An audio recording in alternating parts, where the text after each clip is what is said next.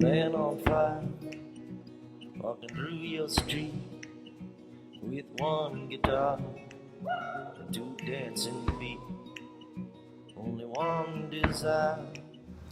It's Kyle Meredith with the Weekly Feed. What a cool little moment here. I'm sitting here with a couple of guys that are on tour with each other. Alex Ebert of Edward Sharpe the Magnetic Zeros.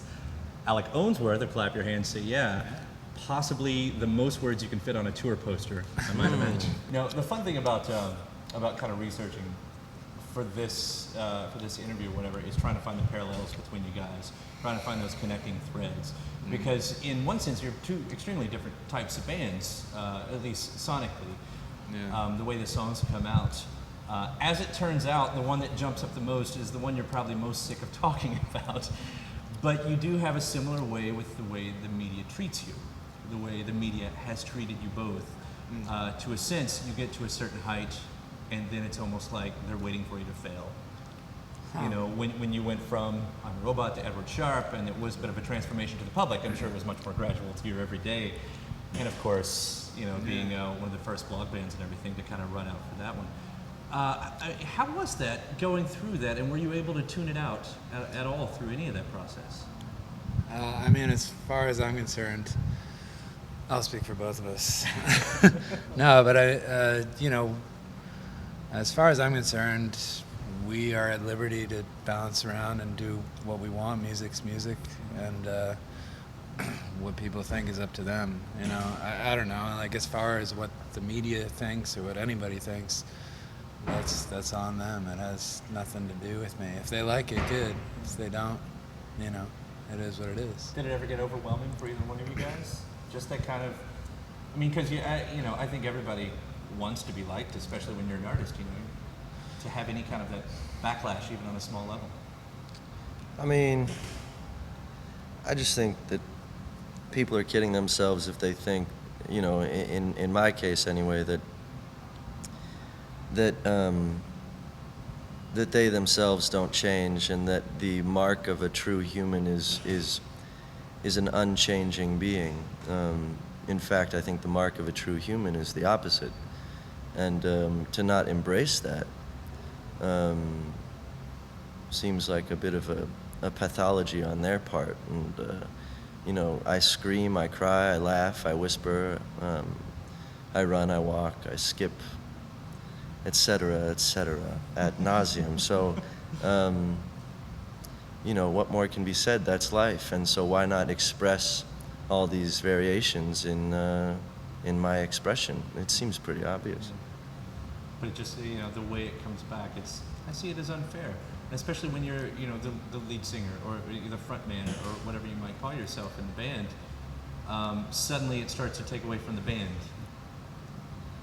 I mean, it could take away from the band in a while, but you have to have faith that the music eventually speaks on its own, and I feel that that's where we've come to. It's I don't hear that chatter anymore, except from a few, you know, staunch holdouts. You know, like and when I take a look at who those people are, I tend not to care, you know, even more. It's, you know, when you believe in the music that you're doing, you believe that it'll last beyond your death, and that it'll last, you know, and that it takes on a life of its own, and the messenger eventually becomes sort of a side point, not necessarily the primary attraction. You know, it's not supposed to be. I'm not supposed to be the primary attraction. The message is supposed to be the thing. You know what I mean?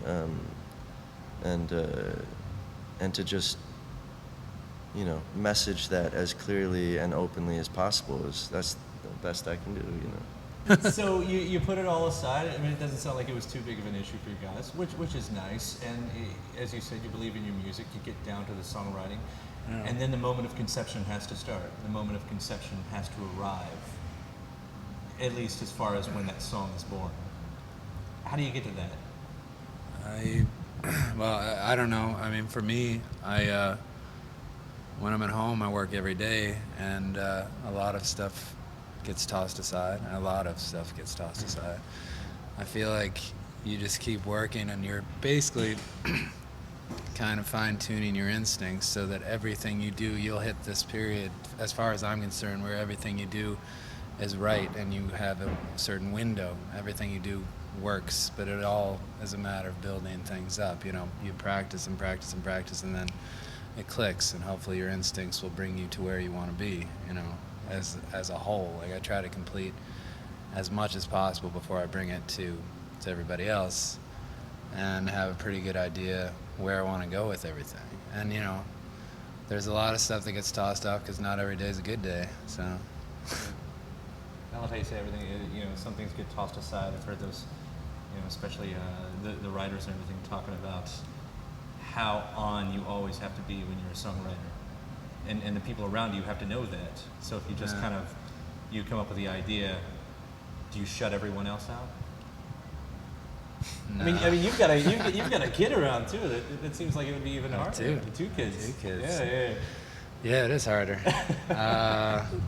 But my wife is very understanding. You mean, do you shut the world out while you concentrate? Is that what you're saying? Like, how do you concentrate? Well, I'm saying, like, you come up with an idea and you just happen to be out. You're in, I don't know where you are. Oh, you happen to be out, and all of a sudden it's like, no, hang on. I've got to punch this in on my phone. I've got to write this down. I've got to sing this or something like that, you know. And, you know. Those ones usually don't make it for me. Those are lost ideas. Yeah, it's kind of like waking up in the middle of the night and writing something down that usually doesn't work. Yeah. What was this? What was I trying to do here? Right. Sometimes they do. Mitch Usually Hedberg not. joke, the comedian Mitch Hedberg, who said, you know, if he's too sleepy before he goes to bed and he thinks of a joke, he has to tell himself that it wasn't that funny anyway. Yeah, I remember that one. Well, something else that both of you guys are really great at, looking, especially once the songs are there, is you can really find a way to write about something without it being about something specific, whether it's spirituality without it being about religion, or whether it's love without being about relationships, which is a cool way to write. Is that what you set out to do? You know, you hear people talk about universal writing and trying to be, or is it just that you don't want to be known as a guy about religion or whatever that might be? I mean, I'm just trying to convert people to Christianity in the subtlest way possible, you know. How's that going? I think it's going pretty well, actually. Just a few wars, just here and there. I try and write just essentially what I want to hear, what is moving me, Right. you know, and I definitely have a meter within myself that sort of goes off if I'm being sort of dictational or you know, too over the head or too vague, you know, scared of broaching this subject, you know, and that has happened plenty, and then I'll have to check myself and be like, okay, just say it then, you know, and I think I'm getting more comfortable with that now, actually, so, but Yeah, that's something I've appreciated about Alex's stuff. There's a certain element of fearlessness to it, which I go for. I don't know if I'm always successful at making it come off, but I tend towards the abstract just because I feel like everybody's going to get what I'm talking about one way or another. They don't always, but I'd prefer to be direct, but it's definitely harder to be direct, you know, I think, than abstract. Well, the abstract really comes across in the music, which, you know, and with both of you, how it comes out as unique. I mean, at the base, you could call yours folk or whatever you want to call it, you know, but there's still something very different coursing through both of the veins of both of your bands and everything. That's been really, really great, you know, just to kind of follow in a similar way. Yeah. So it gets done, you've got the record, you got people like me coming up asking you to say all of these things right here. You know, however the album came to be the way it was. You go through your everyday life, you write your songs, and there it is. Suddenly you have to have definition for an album. Suddenly you have to come up with a story. right. What's the creation story? What's the thematics of the record? Pain in the ass? I mean, does it what's the word I'm looking for? You know, does it defeat the record at some point as you're looking at it? Does it take away from the value that you might have put into it personally, Trying to shape it, you mean? trying to shape it. I mean, that's where I think that's my gripe, I guess, against, you know, I like, again, you know, in the idea that that people change and that sort of marks humanity, that there is variation on an album should not mark it as unprofessional or unfocused. It should just make it all the more sort of authentic to me, that there would be vast variation within an album, and yet it's not considered, like when you go see, you know, like an exhibition of paintings, they're all just variations of the same thing. They're not like, it's a, you know, in fact, they're usually called like night sky. You know what I mean? It's like 12 pictures of the night sky. Oh, and that makes a real collection. You know what I mean? But like, is there anything more that this like guy was going through in the last year and a half? That he was like, is that all that was going on? You know, I want to experience emotion. That's what art is there to do, is to communicate. You know, emotion. And sometimes, you know, a lot of my favorite songwriters have this really, they sing in the same voice their whole lives, and they write similar songs their whole lives, and you know, and they're some of my favorite. And to be honest, I'm somewhat envious of that. I don't really know what it's like to be like that. But when you ask me, like, this concept of like when you put the album together, and it does weigh on me because we'll have these songs and they're so far apart.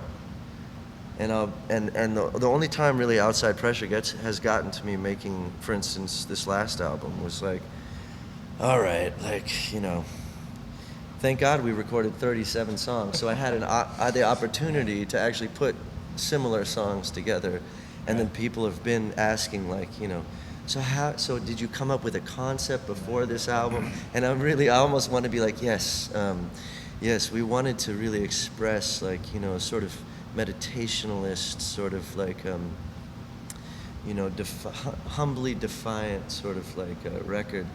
And yet it's just because 9 of the songs happen to be sort of similar to each other, and the other 25, 30 songs are insanely different, you know, and so those will be on a different album. But if it was up to me, I would have put it all on a big old jumbled double album, because that's the reality of what happened and what emotionally was going on with me. Basically what I'm saying is there's... At that period in time. Yeah, exactly. Like, well, that's the thing. As far as I'm concerned, records, you follow an artist. Like, I tend to follow the entire career of any given artist. Tom Waits is not going to make the same record over and over. I get it. That's fine. That's what I want. But it documents a period of time. It's not like... This is why I get a little bit bothered by... Well, I mean, people can have their opinions on what constitutes good or bad in the career of somebody like Tom Waits. I mean, they might not like Alice as much if they're comparing it to Swordfish Trombones or Rain Dogs or something like that, whatever. But as far as I'm concerned, this is simply a document of where he is at this given time. It's still, you know, it's... The variation comes by virtue of the fact that you don't, if you're a true artist, you don't actually stay put, you know. And you can see it across a record, but what differentiates one record from another is the fact that you're limited to these particular parameters. You have these particular players, you have maybe this given producer, you use this studio, this set of microphones, et cetera, et cetera. That's what constitutes that particular record. Unless you're going for something like The Wall or Dark Side of the Moon, where it's clearly conceptual and this is this, then that's what we do. We make, you know, this statement is this particular time in our life, this statement is this particular time in our life, da da da da da, you know. Yeah, and it is interesting to follow the evolution, you know, because you get a sense of where the artist or where the human is reaching for, you know, and that's in the case where they're actually reaching for something, and usually, even in the, you know, the cases where you'd be like they're not reaching for anything but money or something, you know, it's still sort of an interesting snapshot of where they're at, I think. Yeah. So, yeah. Well, thanks now for reaching for the money. and doing what you guys do, both your albums all the way through, is really has been great to see you go through every one of your records. So, keep doing that. Thank you. And Thank don't you. listen to guys like me. All right. You seem like you're doing all right on your own anyway. All right. All right, Alec, thank you so much. Yeah, Thanks for thank having you. us. All right, cool.